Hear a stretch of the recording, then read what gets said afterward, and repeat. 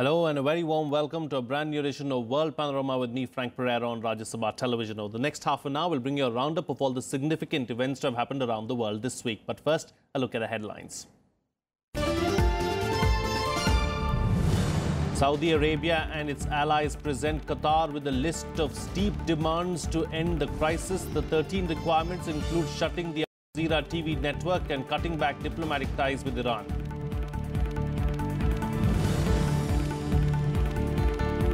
Mohammed bin Salman named Saudi Arabia's Crown Prince. King Salman replaces first in line to the throne with his 31-year-old son. Development comes in the wake of the region facing one of its worst diplomatic crises.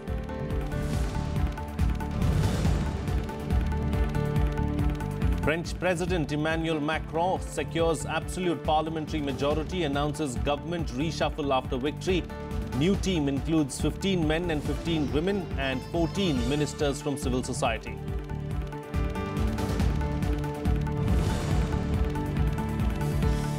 Belgium troops kill a suspected suicide bomber in Brussels after a small explosion at a central station. 36-year-old Moroccan said to be the man behind the failed bombing attempt.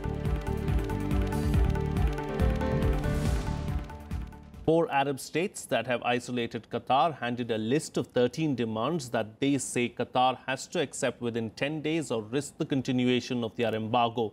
The demands include shutting down their broadcaster Al Jazeera, something that Qatar has already ruled out. Here's a report.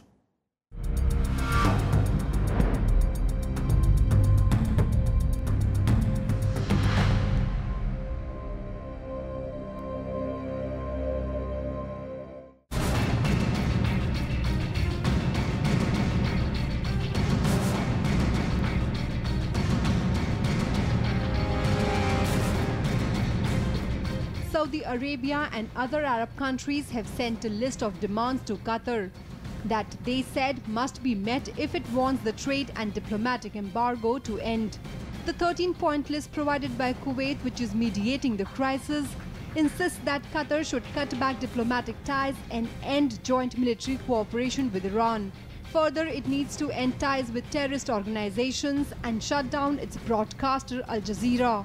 Also on the list is a demand to end Turkey's military presence. Qatar is also being told to stop neutralized citizens from the 4 countries, stop meddling in their internal affairs and expel their citizens currently in the country.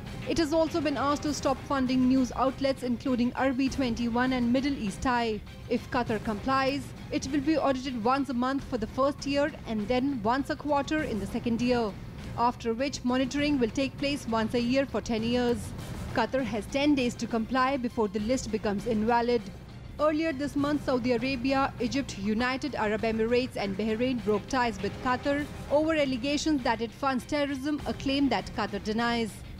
Qatar has not responded, but the list includes conditions it has already said will never be met, including shutting down Al Jazeera.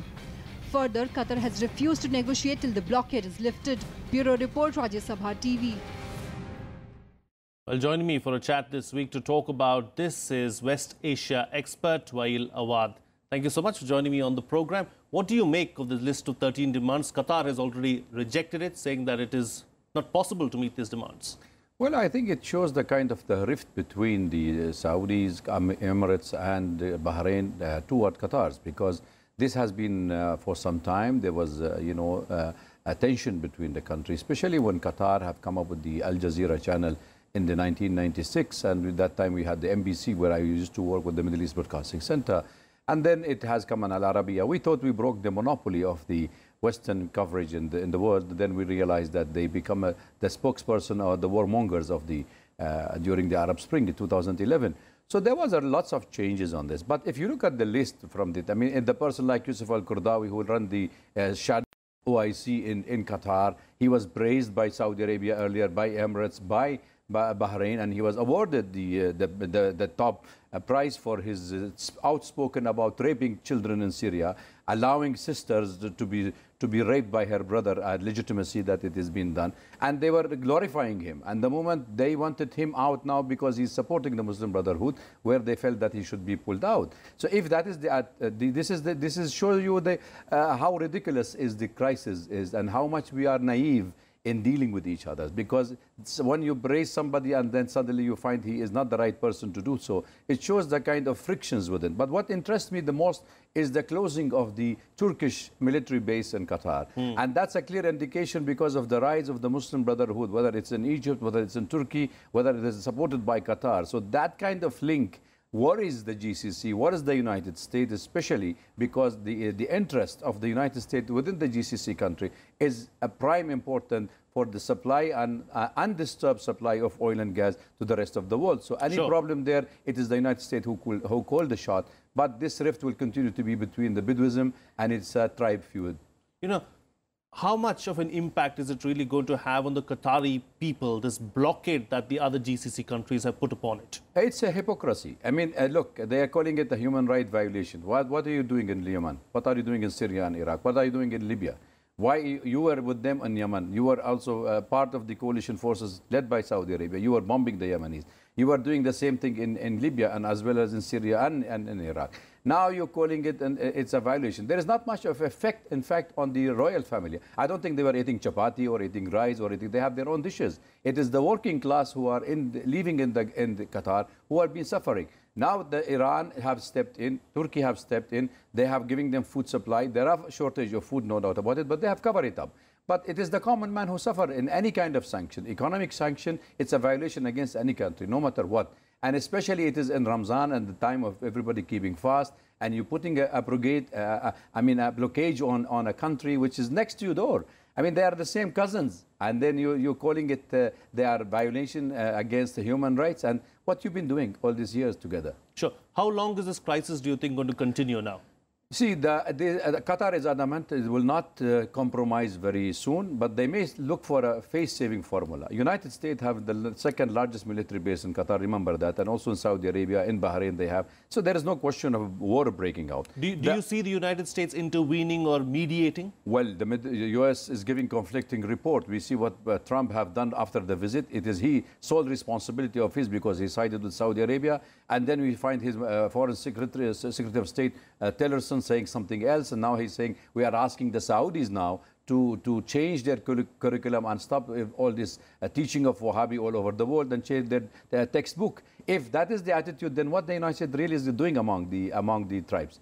It has to be seen. And today you hear from the United States also, they're saying that this is a family problem. So what is this conflicting signal from the United States? Actually speaking, they wanted to dwarf Qatar to its own size. Qatar has been given a meal bigger than its size. And Qatar thought that they can take on Saudi Arabia, which is not possible because Saudi Arabia is larger population and it is a behemoth in the region. It is. It is the hegemony. It is the Saudi Arabia. So Qatar is too small to take on Saudi Arabia on this. And Saudi Arabia are very vigilant and they can take revenge. It's a tribe.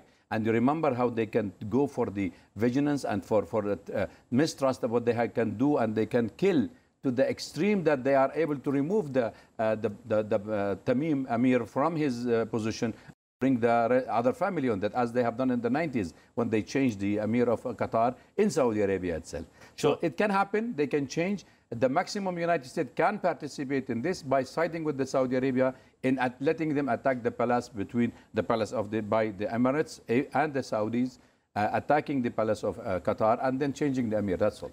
If some kind of a face-saving formula or a compromise formula is worked out, do you believe that Qatar is the one who's going to, lose out on something? I think Qatar till now diplomatically is winning, and actually also on the media. I could see, after a gap of 6 years, believe me, I haven't seen Al Jazeera. I start keenly watching Al Jazeera eagerly because I wanted to see what are the rotten box and the worms coming out against each other. Everybody is accusing who is supporting the terrorists here, who is supporting this group. They are exposing each other. That's the benefit for us as a Syrian because the outcome, whatever is there, we are benefiting because Saudi Arabia being exposed, the rest of the GCC who is supporting terrorists being exposed. So Qatar for the moment will compromise. But what kind of a compromise? Because none of them is willing to come down from their stand. So therefore, they will be looking for sort of a compromise. But how much the Qatari will always be at the receiving end. But at the moment, they are not. Saudi Arabia has got a new crown prince now, a young 31-year-old man. Do you believe that the situation now is going to improve with him at the helm or is going to deteriorate? He is going to make it worse. The new crown prince, or he is going to take over in very short time. And in fact, the already talk of he's an anti-Iranian policy, he's anti-Qatar, and he's too close to the Emirates. So Emirates and Saudi Arabia are, both of them are taking the lead anti-Qatar campaign. So therefore, we could expect some kind of an action taken by this man against Qatar. I don't think he's going to compromise too easy, because he's very arrogant and he is very tough to deal, especially with the Qataris. Okay, on that note, we'll have to call it a wrap on our chat. Thank you so much for joining us on the program, putting things into perspective for us. Well, moving on now, of course, Saudi Arabia's King Salman made his son his successor on Wednesday, removing his nephew as crown prince and giving the 31-year-old almost unprecedented powers as the world's leading oil exporter implements transformational reforms. A royal decree appointed Mohammed bin Salman crown prince and deputy prime minister. He retains defense, oil and other portfolios.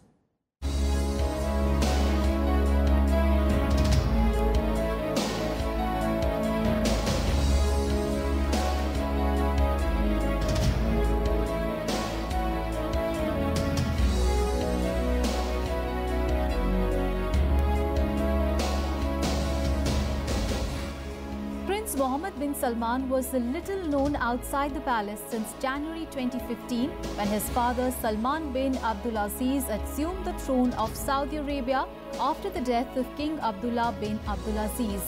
Even within the royal family, Mohammed bin Salman, the first son of the king's third wife, was overshadowed by his three elder half-brothers, all belonging to the powerful Sudairi clan. But within 4 months of his coronation, King Salman put the then 29-year-old prince in charge of the country's state oil monopoly, National Investment Fund, economic policy and the Ministry of Defense, reaching decades of tradition. On 21st of June 2017, the king surprised the world once again by naming Prince Mohammed bin Salman as Crown Prince, next in line to the throne. He has replaced the powerful Crown Prince and Interior Minister Mohammed bin Nayef, who is known for leading the kingdom's brutal battle against Al-Qaeda network at home and enjoys close ties with Washington. The custodian of the two holy mosques, King Salman bin Abdulaziz, has issued royal decrees, releasing His Royal Highness Mohammed bin Nayef bin Abdulaziz from his position as Crown Prince and the position of Deputy Prime Minister, Minister of Interior, and appointing His Royal Highness Prince Mohammed bin Salman bin Abdulaziz as Crown Princes and Deputy Prime Minister, while continuing his position as Defence Minister and continuing with other tasks assigned to him. The royal decree said that the decision by King Salman to promote his son and consolidate his power was endorsed by 31 out of 34 members of the Allegiance Council, made up of senior members of the ruling Al Saud family.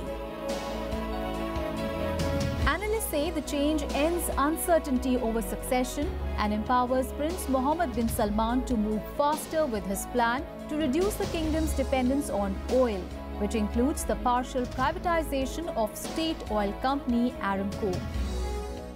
He's quite hawkish on foreign policy, quite hostile, you could say, towards Iran, and also is in control of this general policy to diversify the Saudi economy away from oil. So putting all that together, I think it makes the sustainability of the OPEC agreement a bit less likely over the medium term because of the tensions with Iran and because there's a general desire here to shift away from oil. Again, it takes the emphasis away from OPEC. Yemen is a huge problem, and Mohammed bin Salman is very much identified with it, and he's got to figure out how to fix this mess that he and others created.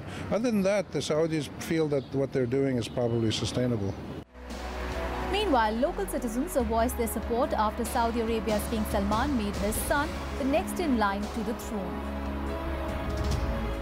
As Saudi, we are very excited about these changes.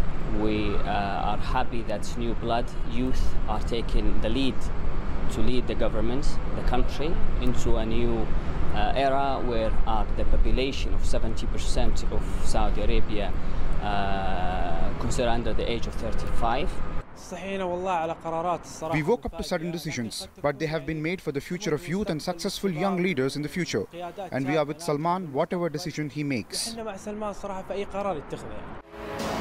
Crises, both domestic on the economic front and regional, Yemen war and Qatar pose serious challenges to the new crown prince.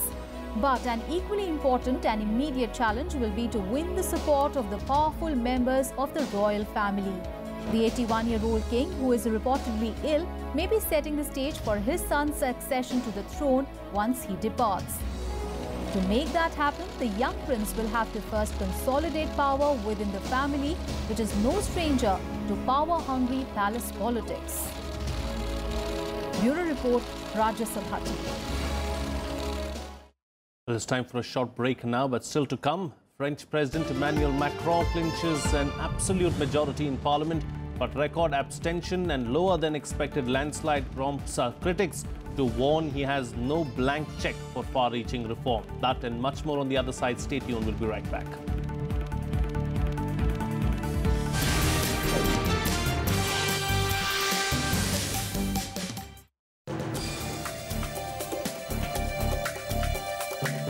Hello and welcome. I'm Amritan Shira and you're watching Law of the Land. Jammu and Kashmir does have a special status. Database should be available for all states. We are not touching the jurisdictions of the Jammu and Kashmir Collection of Statistics Act. Watch Law of the Land on Rajya Sabha television.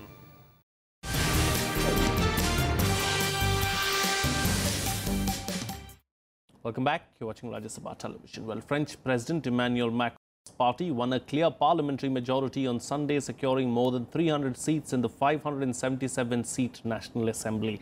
The victory is a second election triumph for Macron after his presidential victory, and the mandate is expected to allow Macron to embark on deep social and economic reforms in the country.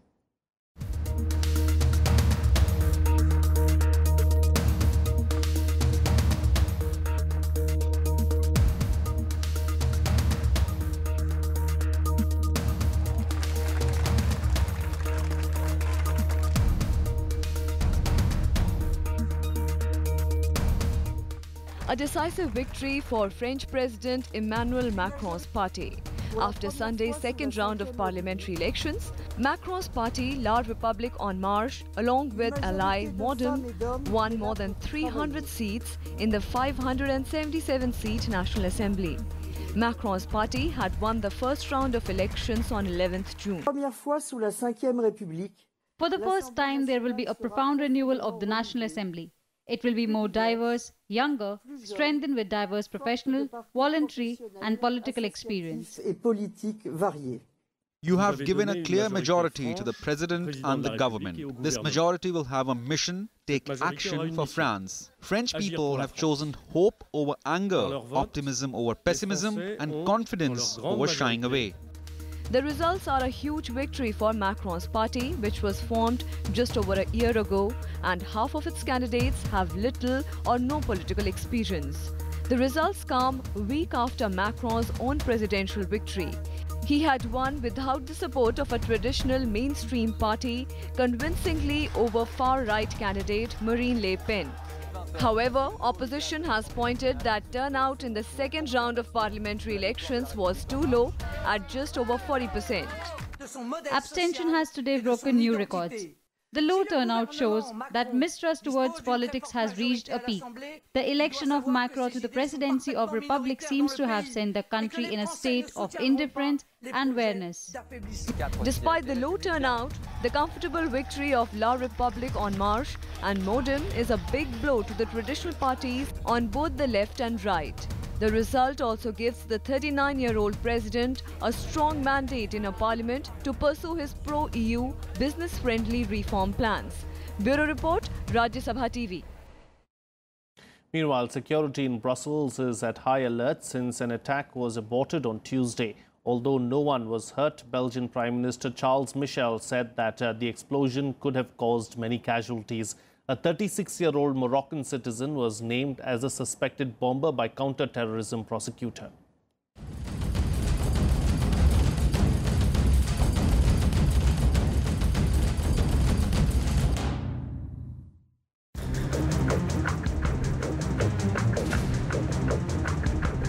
Belgian authorities identified a 36-year-old Moroccan as the man behind a failed bombing at the Brussels Central Railway Station on Wednesday.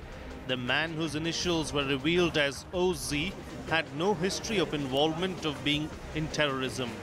According to authorities, the man entered the station and set off a partial explosion in a suitcase that contained nails and gas bottles. He then rushed at a soldier patrolling the station, shouting slogans. The soldier opened fire, hitting the man several times before killing him. The suitcase immediately caught fire. The man has left his luggage burning and went down to the platform in pursuit of a station master. Meanwhile, the bag exploded a second time more violently. This bag contained nails and all gas bottles.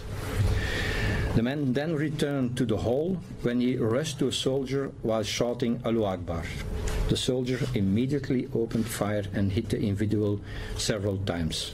The latter died on the spot as a result of his injuries.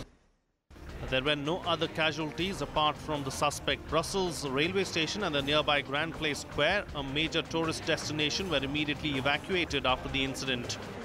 When I walked down the platform, there was a man screaming Allahu Akbar and detonated the suitcase he was holding.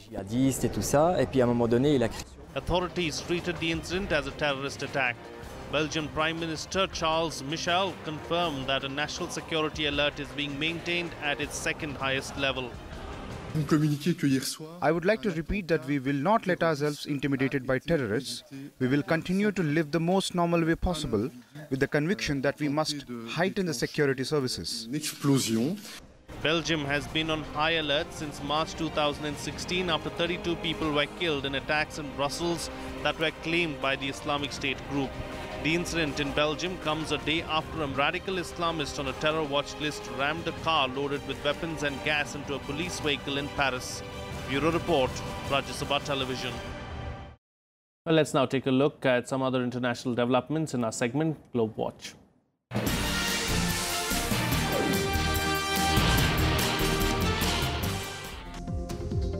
The Islamic State militant group blew up the great mosque of Al-Nuri in Mosul.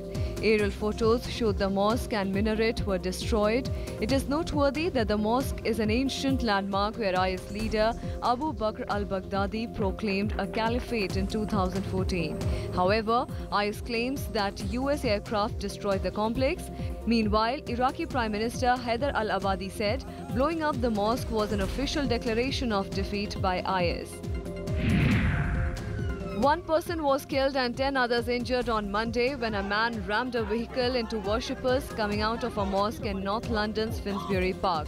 The attack took place during the Muslim holy month of Ramadan when worshippers were attending special prayers.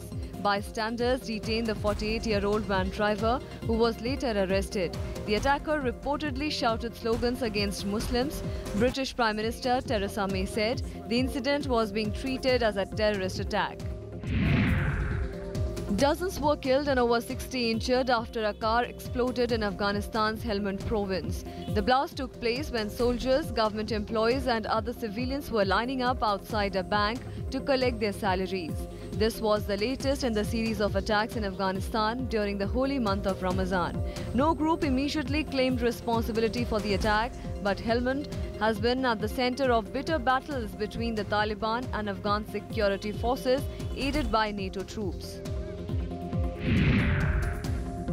Family and friends gathered at the funeral of Otto Warmbier, who died aged 22 following 17 months of torturous mistreatment in North Korea. Loved ones flocked to the student's old high school in his hometown to say goodbye to him after he passed away a few days after returning home in coma. Several were seen embracing one another outside the school's art center before the service began. Otto, from Cincinnati, Ohio in US, had spent nearly 18 months in captivity in the communist country after being sentenced to 15 years hard labor for stealing a political poster at a hotel. The White House appointed Kenneth Juster as the new US ambassador to India. He will replace Richard Verma, the top economic official of the US President Donald Trump and an expert on India. According to the White House, Juster's appointment is eminently qualified for the position. Juster is currently serving as the Deputy Assistant to the US President for International Economic Affairs and Deputy Director of National Economic Council.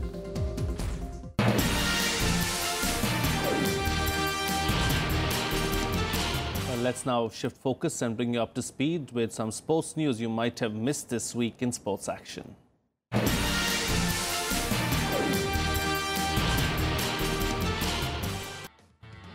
The World Boxing Organization has sanctioned Asia's biggest showdown between WBO Asia Pacific Super Middleweight Champion Vijender Singh and WBO Oriental Super Middleweight Champion Zulfikar Mahamathyali for the first week of August in Mumbai. The battle between two of the biggest pro fighters of India and China will decide the king of Asia. Both the WBO title holders are #1 boxers in their respective countries and they are both unbeaten in professional boxing. The winner of the fight will walk away with 2 titles. Three-time Wimbledon tennis champion Boris Becker has been declared bankrupt by a London bankruptcy court. The 49-year-old owed a firm of private bankers a large sum and the court registrar said there was not enough credible evidence that he could pay. Becker's lawyers asked for a final chance to pay with the funds from remortgaging a property in Mallorca. But Registrar Christine Derrett said it was with regret that she came to the conclusion that he could not pay. Real Madrid star Cristiano Ronaldo has been summoned by the Spanish authorities as part of the investigation into his tax affairs.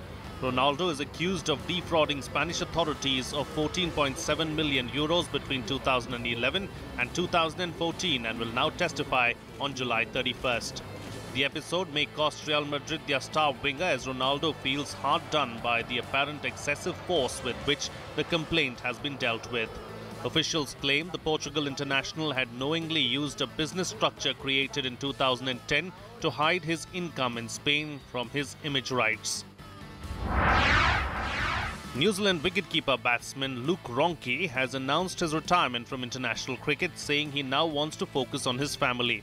The 36-year-old insisted he felt privileged to have represented the national side at a time in which it was competitive in all 3 formats of the game.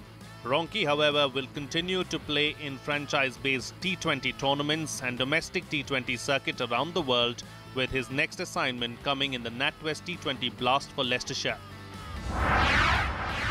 The International Cricket Council Chief Executive David Richardson has revealed that the Champions Trophy could be scrapped to make way for the World T20 every 2 years.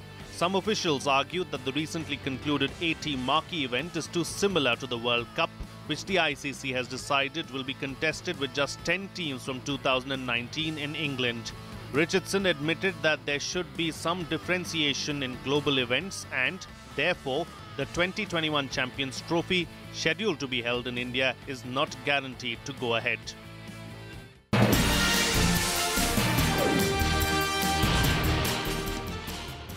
And finally, hundreds of revelers thronged Worthy Farm for the start of Europe's biggest music festival, Glastonbury. Dozens took part in the Babylon Carnival, while other attendees set up their tents in the various campsites and checked out the different food stalls. The performances kicked off on Friday and will run till Sunday night. This year's acts include Radiohead, Foo Fighters, Ed Sheeran, Katy Perry, Major Lazer and the Jacksons. I'm going to leave you with these visuals from England. Until next time, this is Frank Pereira signing off.